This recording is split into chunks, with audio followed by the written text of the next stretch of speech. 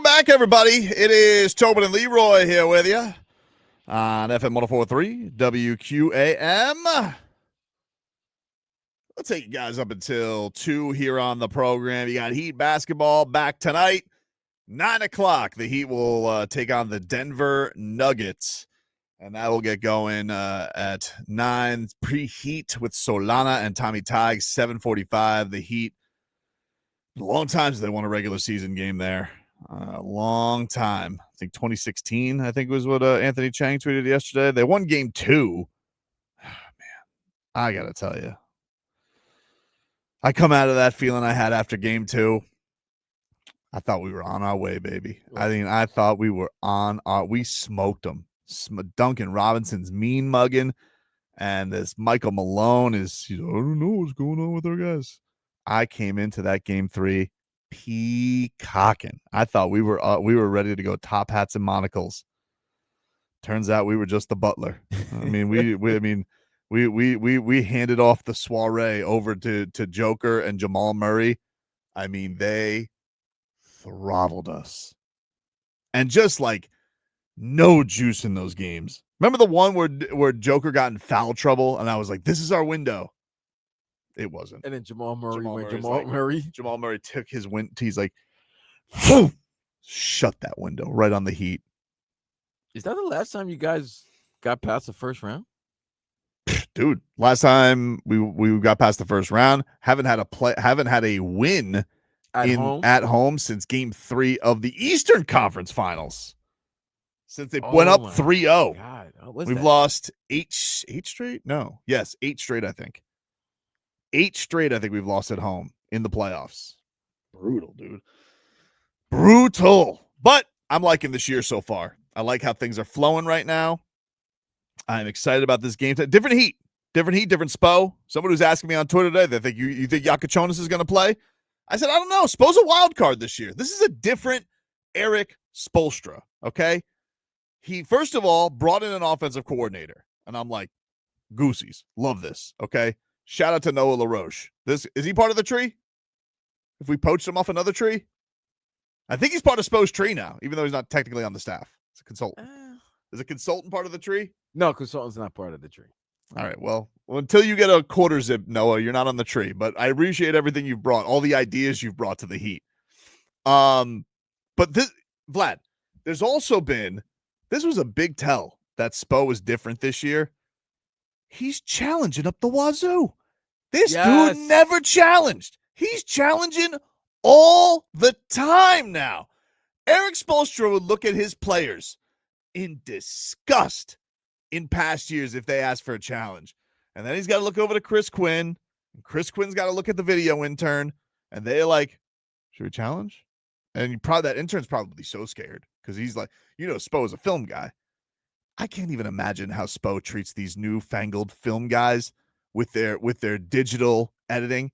Because I always had that when I was coming up as a broadcast student.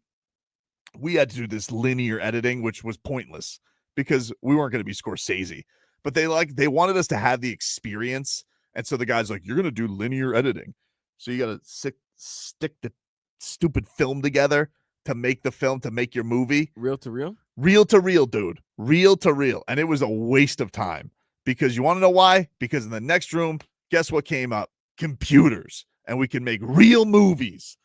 I can't even imagine. Could you imagine being a video intern for Eric Spoelstra in today's day and age with all the software there is? He's like, you better give me every piece of film because I used to sit in the dungeon. And like, they're probably like, Coach Spo, look at all the film I got for you. And he goes, thanks, throws it in the garbage. He probably doesn't like that the kids probably do it so quickly. He had to take forever. Could you imagine? That's probably why he goes, you better have every player from every angle. Because I used to sit in Pat Riley's dungeon, sitting there, coffee after coffee with ramen, just trying to put together tape for the Hornets game. Coffee and ramen is not a good thing. So I couldn't even imagine. But that's the past years. This is a different Spo. This Spo, I don't know. There's something about him. He's looser. Now he's still being very hard on Khalil Ware. He's not letting people skate, But like even just you see him, they're posting social media videos of him more. He's let his hair down a little bit. I don't know. And now, I mean, he is the coach of the world. And that's true. That is true. He is the national coach. And now people ask me, he says, well, do you think Jakuc is going to play tonight? And I'm like, instinct would say absolutely not. No shot. No shot in hell. But I don't know. Eric Spoelstra might be like, you know what? Let's get weird. Let's go. Yeah, let's go into this Denver game, with Craig Adelman, their new coach. Where is that Michael Malone? Is he on ESPN? Where the hell is he? Yeah, Michael Malone's on ESPN. Looking very slick and scruffy. I wonder if he's going to call people out. He seems like the type of guy. Like I feel like he'd be a Rex Ryan type. I think he was going to do that, and I think he might have gotten a talk to. Really? Yeah, because I've seen him and he wasn't acting very Michael Malone. He was acting very laid back, very. I didn't care for him, and maybe it's because the Heat always lost to him. But I didn't care for him because he was always taking little pot shots. He takes pot shots at everyone. We got our own culture. All right, dude. He takes shots at the Lakers. How did they fire him? Like, that's great. I know why they fired him, but like, could you imagine this day and age, lad, that a championship? Yeah. We talk about ring protection. Doesn't exist in the NFL. In the NBA, it doesn't exist. No, there's no more ring protection. It's crazy. You have to have multiple rings to have ring protection. Yep. And that only protects you for like another 2 years. Having a ring in the NBA, you might as well have gotten it out of the Cracker Jack box if you're a coach. It means nothing. Dude, coach of the year. In all sports. It's not even the NBA, mostly in the NBAs, but in all sports. Ed Orgeron won the title. 2 years later, he's gone. He wasn't behaving very well. I mean, you know what? Listen, I'm not advocating doing bad things. But if you win a title and you're consistently successful in your hometown, I might let you slide on a couple of things as long as it's nothing criminal and nasty. So I think there's no chance that KJ plays. That he plays, but I don't know. But here's the thing. I don't know. Here's the reason why I don't think he's gonna play. Spo's favorite son has been balling. Drew Smith has been playing great. Drew has been it's got to the point where I'm about to text Frog Web like, hey man, he's not going to admit this. Drew Smith is kind of nice. He's a good player. Like he's got a new swag. When he cut that hair, and he got a new number, and he's got a different swag to him. He's a pest on defense. He's not scared to shoot the ball, and he's got a good handle. I didn't know he had a handle like that. Look, I know Chris Paul's 40. But what he did to Chris Paul Monday night, it was like, nah, you got to retire now, Chris. You can't be letting guys like this. And it was like, oh, no, this is consistent. He's doing this to everybody now. So they might have a little something. Crowder the GOAT says him ripping Luka was gold. He did. He ripped Luka, got a basket. He's been really good. So I don't know. I don't think he deserves to sit on his ass. Drew Smith's been too good. I would say this is his window. I'm telling you his window right now. His window is Pelle Larsson comes out 2 fouls, 2 minutes against Jamal Murray. That's how he gets in the game. So, but let me ask you this. Once Tyler comes, he's probably going to South Dakota, right? Probably. Okay. Probably. So they're just going to – so he has to show out now. Yep. In the minutes that is given to him so that he may be able to stay on the roster a little bit longer than being sent to Sioux Falls? I think so. I mean – unless he just takes to this new offense free flowing immediately. But they've already had a little bit of turnover problems. That's kind of his big crux is people are like, yeah, turnovers. But he's a big kid. I tell you one thing, he's a little got that Pella as far as he's physical, tries to defend real hard. So I think Spo kind of likes that from him. I see there's two things that were right now, everybody's role is established, is defined, right? What happens when Boy Wonder comes? I don't know. Because that's the same thing that's going on in LA with the Lakers. With Bron? Yeah, everybody's role's kind of defined without Bron being there. Once Bron comes, then we're gonna see is he gonna have to fit, Bron's not fitting for anybody. He's LeBron James. So is Tyler gonna have to fit for the Heat? Because Bam, like you said, Bam is taking over. Bam, this is I feel like it's Bam's team. It's definitely Bam's team. This is Bam's team. He's just got he's got such a confidence about him and the way that he's playing right now. I don't know. Man, I saw this Asia Wilson was on the Jennifer Hudson show, and she was fawning over Bam. She loves him. Wow. Yeah. Loves him. Good for those two. 2 scoops of adorable. Just, But this guy, I don't know. He's just got a different confidence. I think he loves Norman Powell and he loves Andrew Wiggins. I do think that Tyler can come in here and not mess it up because I think Tyler is a great shooter. I think that he does move the ball pretty well. He's done a great job of improving on that. I don't think this is set up for him to mess it up. I don't think so. I know that he loves using screens, and that's always been a thing. And this is the Heat are doing the fewest of those in the league. But I also think that Tyler will take an open shot and can kill some guys. Now, the thing I'm more worried about is defensively. That's always a thing. But that's always going to be a thing. That's always going to be a thing. So we'll see. Because Pella right now is he's like your what's the TJ McConnell. He is TJ McConnell. He's Swedish TJ McConnell. He's Swedish TJ McConnell. Like he is the spark plug off the bench. Yep. He's got his role defined. Yep. And he wants to be a superstar in that role. You got that. The key for this team is that big 7-footer. Yes. Because if he takes off, if he finally gets it or gets to where Spo wants him to be, this team is scary. Both of those young bigs need to step it up, but if they do, who knows, dude? Panthers lose yesterday. Give up 5 unanswered goals to the Ducks, which I really do not care for Joel Quenneville. And people say, yeah, Tobin, rotten scandal cover up. No, because of how he treated Sergei Bobrovsky. That's why.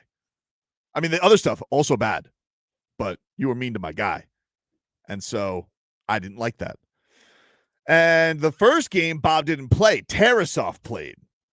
And this was Bob's chance. And I mean, it was rebound city. I mean, they were banging in rebound after rebound. That kid Gauthier for them had a hat trick. He had a breakaway right off the bat. I was like, Panthers giving up a ton of breakaways, dude. Like, what are we doing? Like, this is not the Paul Maurice style that I've come to know and love.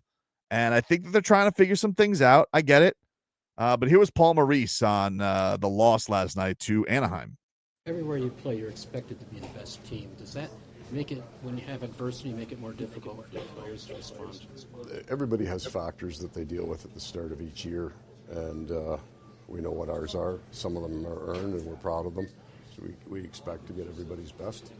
It's just a factor. Everywhere you play, you're expected to All be right, the best well, team. I understand. They're going to get everybody's best. And look, the Ducks have been surprisingly good this year. Quenneville's got them playing well, all hate aside.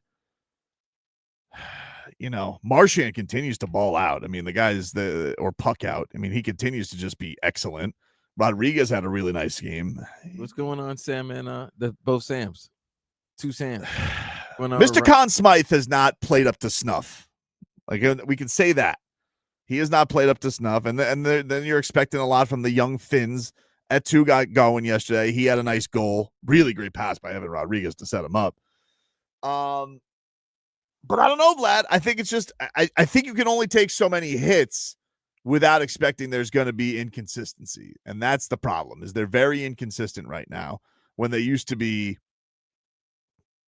I don't know. They used to be just so you could always rely on these Panthers games. And the thing that's been strange about them this year, used to be, as the game went on, the Panthers were more dangerous, and they've just had so much let up in them. Maybe because they're tired. Perhaps. Maybe I can't rule it out. If you've played hockey, it's been a lot of hockey. 30 out of the last 36 months. Yeah, the last 3 years, you played hockey 30 out of the last 36 months. You played to the last game of the year, and you only have a short time to recover. Yeah, it's going to take. And I think also, you can't just lose a guy like Barkov. Or Chucky. Yes, but they were at least used to Chucky last year. Like, that one I think is like, and then I don't feel like they've had a full Matthew Tkachuk in 2 years. So if you lose one, you would like to have the other one there. Right. When you lose both, it's a killer. Yeah, it's a killer. They're 2 of your highest paid players. And it's just, it's just, I mean, you legitimately couldn't have asked for a better start from Marchand. He's been amazing, but we'll see. We'll see if we can get this thing all put together by the time we get there. But it's frustrating right now. Asia Wilson, yesterday, she went on the Jennifer Hudson show, which I mean, I honestly got to say this is probably the first interview I've ever watched because I usually only see from the Jennifer Hudson show everybody doing the studio walk on Twitter, which those are always viral. That's kind of her bit. But I got to say, bang up show. Really enjoyed it. And Asia Wilson goes on there and she was asked about Bam Adebayo. And this is what she had to say about her boyfriend. Now, listen, I love when you mention your man at the College Basketball Hall of Fame speech. Yes. You know, what does it mean to have him as a support system? It's amazing. Like, Bam, he's a gem. He's a star, obviously in his own world. But when it comes to us, like, he's always showing up. His unwavering support. I mean, he was flying in and out of town. And he always constantly shows up for me. And I'm just grateful to have a partner that is just along with the ride, like just there through the times where I can't be Asia Wilson all the time. Right. He picks me up. And so I'm always grateful for his support. It's gentle. It's kind. And I love that. He allows me to just kind of let my guard down because I feel like I have to be on so much. But Bam allows me just to be the kid, the crazy, goofy girl that I am. And I'm appreciative of him. Yes, you deserve that because you do so much for us all. Wow. Wow. Those two are in love. Oh yeah. Oh no, she's yeah. Wow. When the girl wants to showcase you and just, you know, let everybody know that she's taken and you're the reason why she's taken. Yeah, you're in love, buddy. Man. Yeah. Good for them. They might get married on the court. Perhaps. Well, one marriage that may be ending. Oh no. The Grizzlies and John Morant.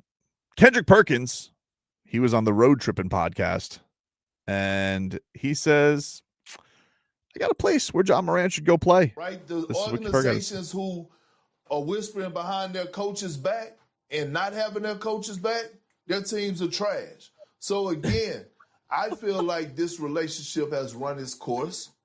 I do think it's time for John Morant and the Memphis Grizzlies to part ways. Oof. I do think it's only one option for John Morant, that one direction he needs to go. He needs that air exposure, Pat Riley, Miami Heat coach. Oh. Whoa. I don't think Richard Jefferson liked that very much. That was Channing Frye. Was that Channing Frye? That was Channing Frye. Well, we'll see, dude. I'm sure I saw that in the John Morant monitoring. I see Timberwolves. And I see Kings. Timeout. That's out there. Timeout. Timberwolves? Mm-hmm. Don't threaten me with a good time, bro. Him and Ant-Man together in the backcourt? Wow. what a duo. Oh, wow. That is going to be the most electrifying, most immature backcourt of all time. Absolutely. The things they do on the court will be extraordinary. The things they do off the court will be extraordinarily bad, but extraordinary bad. But nonetheless, it will be exciting. I think they're in a really tough spot, the Grizzlies, because I understand this guy's the face of your franchise. He really this probably feels like they're just going to fire the coach, right? Like, I know they just fired the coach, but is he not their Giannis? Like, Giannis, they're firing coaches left and right. Doesn't this feel like Tuomas Iwasolo, whatever his name is? Doesn't this feel, Vlad, like he's just going to get the axe? They're not going to really trade John Morant. I just can't see him doing it. All right. You're talking about Memphis, Mm-hmm. city of Memphis, who basically adopted. I mean, that is their son. Right. We're going to pick the Finnish coach. You're going to pick the Finnish coach over John Morant. I don't think so, dude. I don't know. There's a reason why people go to Beale Street. He's one of them. Yeah. He might be the main reason. Yeah. And I was hearing on the Zach Lowe podcast, he had some guy from Memphis, and he said that they had just gotten like approved for new arena stuff and all that. That's because of him. Yeah. I don't know, man. I think hopefully this guy can call up his guy Barkov and say, hey, you want me to come hang out? Because I don't think I'm going to be sticking around Memphis very long.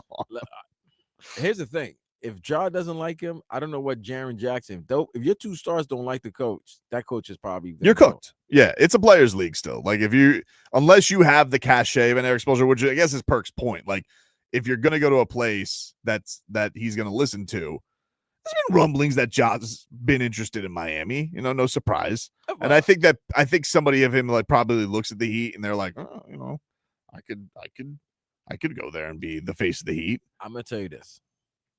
can't believe I'm saying this just to get Tobin happy. Hmm? Not to say they are the same type of player, but their swag. I mean, their games are almost kind of similar. Ja needs a Larry Brown the way Allen Iverson needed, and Spo could be that Larry Brown for Ja. Just to bring the best out of him. Bring the best out of him and bring him together for the team. But I don't think it will be because, I mean, if you listen to Iverson now talks how great, how he loves Larry Brown because he needed Larry Brown at that time. Mm-hmm. I think Spo would be that for Ja. Like, Ja needs a Spo. He needs a Pat Riley.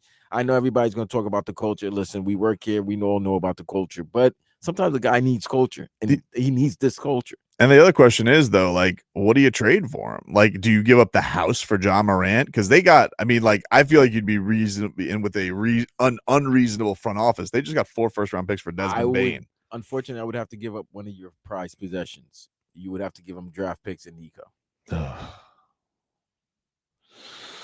I don't think I can do that. I don't think I can do that. I know Nico's. I get yelled at every night on Twitter because I get yelled at because I just wait a minute. I am worried about a guy like John Morant giving up the house for him because of his size. I'm worried now at the dunks and the drives. Oh my god! And a go-to guy and being the go-to guy at the end. I mean, yeah, and then perfect with one of the shooters, whoever they keep, Norm or Tyler. It feels like it's a him and Norm would be dangerous.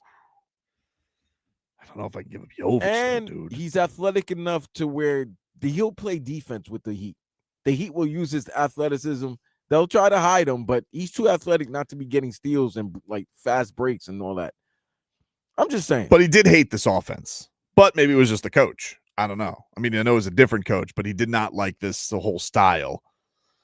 So, hey man, all I know is that whatever style that coach coaches, teams score points. Man. Memphis was never one of the lowest scoring teams or in the middle of the pack. They were always one of the top 10 scoring teams in the league.